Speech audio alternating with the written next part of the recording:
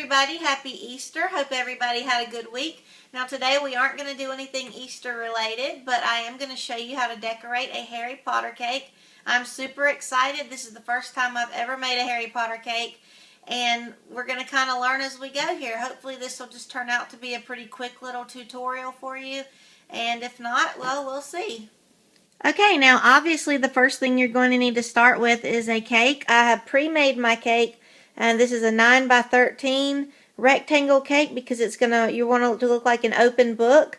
And I have put mine in the refrigerator for just a little while to let it cool off and make sure that it firms up because we're going to have to cut it a little bit. Okay, you're going to need some buttercream icing mix. Now I'm not making this at home. I'm just buying the pre-box because I'm trying to make it pretty easy for everyone here. But definitely you want buttercream or fondant. Ideally, I would like to have fondant, but I couldn't find any white or off-white fondant in the store tonight to cover my book to make it look like pages. So I'm going to have to use buttercream icing mix and smooth it out really well. And buttercream tends to be, you can make it kind of firm, so it'll be easier to scrape, so I can make it smooth to look like a book. So if you can find fondant, go ahead and do that. If not, buttercream icing mix is fine. You're just going to have to smooth it out a lot more. Okay, now I did find the other colors in the pre-made fondant that I needed. Dark black, dark brown, red, and yellow. You're always welcome to buy the white fondant and just use some food coloring to color it the shade that you want it, which is actually probably better. Or you can make the fondant at home yourself. Get online, find a good recipe, and color it yourself. That's fine too. You're also going to need some brown icing color, some Wilton Color Mist Gold Spray, and also some stencils. Now my stencils I got are probably 1/2 to 3/4 of an inch tall. 1 inch would probably work too, but you don't want anything too big for these pages on the book. Okay, so my cake is completely cooled off, and actually I've had it in the freezer for just a little bit so it can get pretty firm because I'm going to have to cut it a little bit. So what we're going to do is we're not going to use a cake leveler to level the top because I actually like the top here because we're going to make it look like a book. So we're going to cut the middle a little bit and have it come out like this. And also put the cake in where the way it is in the pan. So keep it the risen side up here. You want the flat side on the bottom. So let's start with the middle here. It looks about like the middle there. So I'm going to kind of go in a little bit here. Make it even on both sides. Cut the cake to look like a book. Let's take a little bit over here. It really helps to put this in the freezer for a little bit because these box cake mixes can tend to be really moist, so it's hard to cut them without them crumbling really bad if they're just come out of the oven and cooled off. Looks good. Now cut the sides here slanted a little bit because it's going to look like an open book, so the pages aren't going to be exactly square like this. So you want to just come down the sides a little bit and slant them all the way down to the bottom of the pan like this. Now I'm going to put this in the fridge for just a few more minutes to let it firm up while I mix my buttercream icing mix up, and then we'll be right back and I'll show you how to coat this. Okay, the first coat of icing I'm going to put on here is called a crumb coat, and that's because whenever you put the first layer of icing on, usually the cake will crumble a little bit and you'll get some little cake crumbles in the icing, and we don't want that to show on the top layer of our icing. So I just got a can of Betty Crocker Rich and Creamy White icing to go on the first layer here. And then after that I'm going to put my more expensive nice buttercream frosting on the top to make a pretty layer. So it doesn't matter what this first layer looks like because you're not going to see it. You just want to get all the crumbs out of it. Okay, my very thin crumb coat layer is on the cake here, and what I'm going to do is put this back in the freezer for just maybe 10 or 15 minutes to let that firm up a little bit.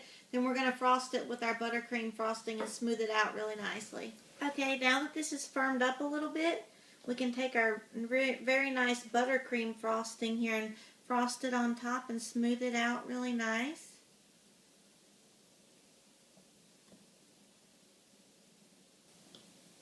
Okay, once you have all of your buttercream frosting on here, you can take something and smooth it out really well. Get all the lines out of it as much as possible.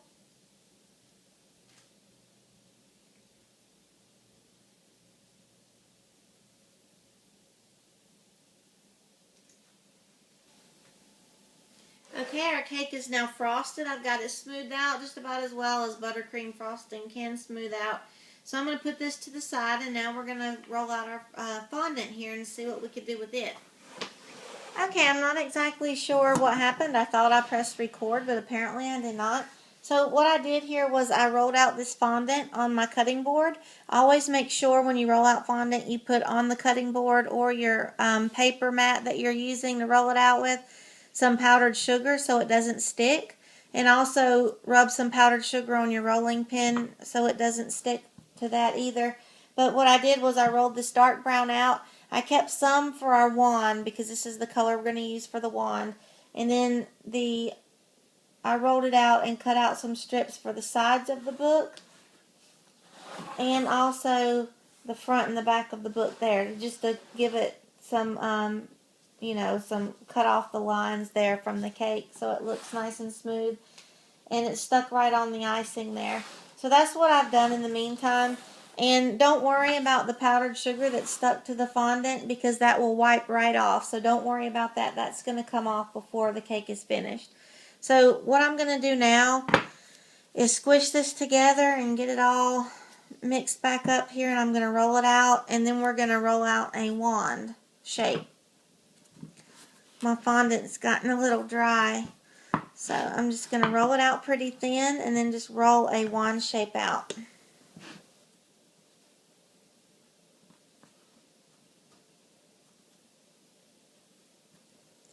Okay, this looks pretty good for a wand. Now I'm going to add a little bit of decoration to the handle. Give it a little bit of dimension.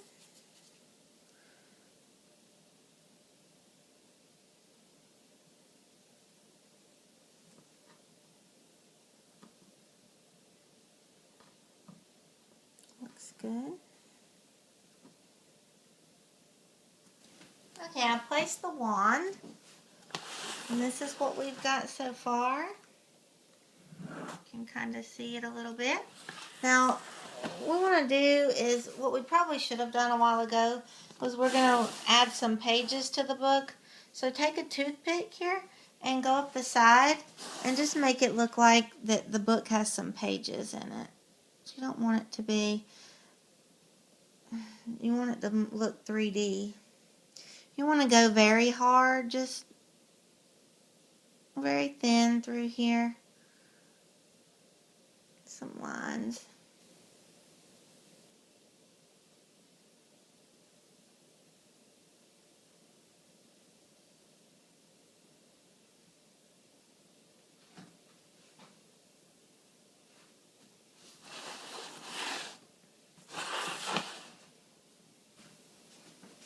Okay, now let's roll out Harry's glasses. So I'm just going to get our black and squish it around. Get it out of that block shape.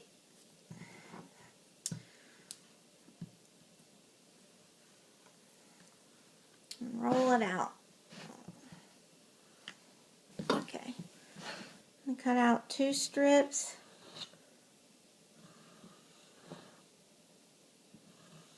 To roll the frames here.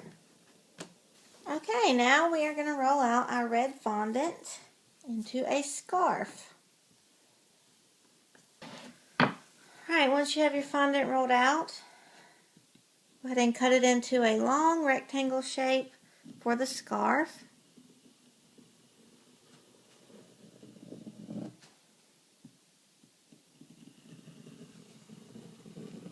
And cut off all the raw edges. Now roll out your yellow. Alright, let's start out with a couple strips.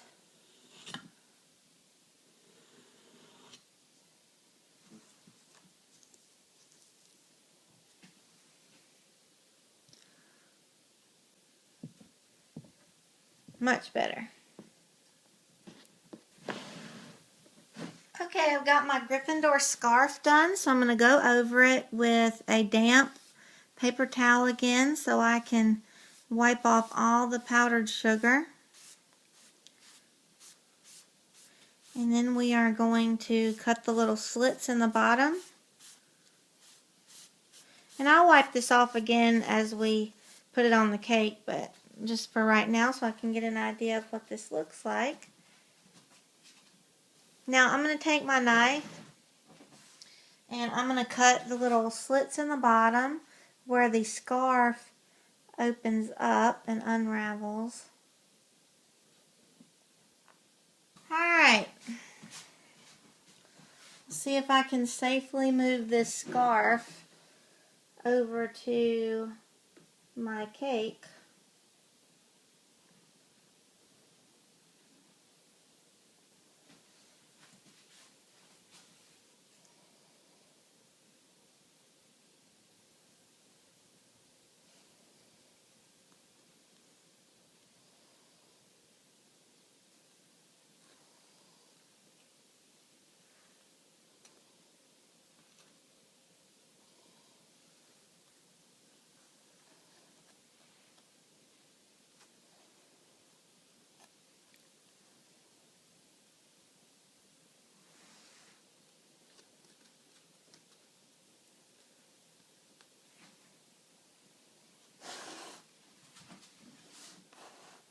Just want to kind of lay it on there like it's, you know, a scarf would look if you laid it down.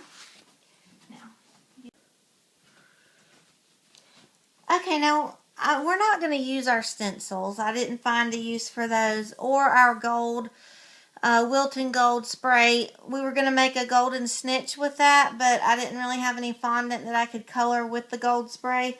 So I'm just going to take a toothpick and take my brown food coloring and write in some Harry Potter spells in the book, and I will show you what it looks like when I'm finished. Okay, everybody, that's the top angle of the finished product. I decided to go with a book of spells, and I looked up some Harry Potter spells and how to spell them, of course, and wrote those in there. And I'll let you take a look at some different angles of the cake. There's the front. Here is the side. See the sides there? We got the toothpick and went over the paper. The scarf turned out really well.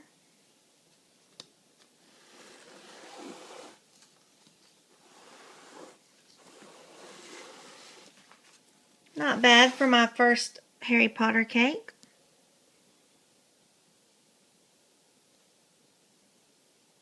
Okay, everybody, I hope you enjoyed the Harry Potter cake that I made. I think I did a pretty good job considering it was my first time. Hopefully you guys can make it look better than I did, and hopefully you can come up with some good ideas for your own Harry Potter cake. I want to thank you again for watching. Don't forget to click subscribe at the bottom of the screen. You can see a new video every Sunday. Thanks again for watching, guys. Bye-bye.